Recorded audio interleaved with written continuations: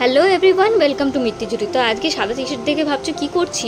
আমার বর্মশাই আমাকে একটা সাদা টি শার্ট এনে দিয়ে বললো যে এখানে কিছু একটা করে দিতে হবে। তো আমি মোটামুটি একটা বিচ থিম ভাবছি। তো বিচ থিমের মধ্যে আমি ফার্স্টে ভাবছি একটা গোল করে কিছু করবো। তাই আমি টিফিন বাটির ঢাকনাটা নিয়ে নিয়েছি, এখান থেকে একটা মাপটা নিয়ে নেবো অ্যাপ্রক্স। সেটার মধ্যেই মোটামুটি সূর্য বিচে যা যা জিনিসপত্র হয় সেরকমই এরকম জিনিসটা করবো। তার আগে যে আমি একটা ফ্রেম সেট করে নিয়ে যাই, একটা টুলের মধ্যে রেখে নিচে পিচবোর্ড ঢুকে যাতে কালার কোনোভাবে সোক না করে। এই আমার সরঞ্জাম মোটামুটি রয়েছে।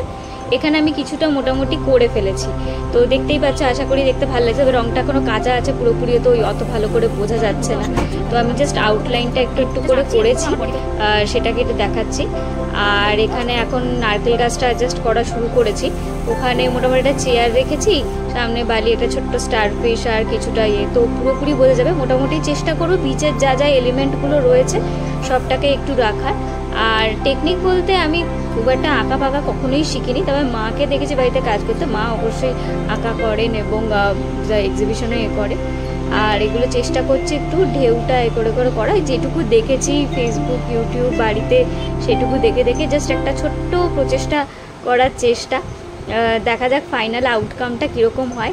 তো এখানে মোটামুটি দেখতে পাচ্ছ অনেকটাই কমপ্লিট করে নিয়েছি। এখন জাস্ট ঢেউগুলোকে একটু আউটলাইন দেওয়ার চেষ্টা করছে, যাতে দেখে একটু রিয়েলিস্টিক লাগে। রং মোটামুটি একটু একটু করে শোকাচ্ছে আর একটু একটু করে করছি।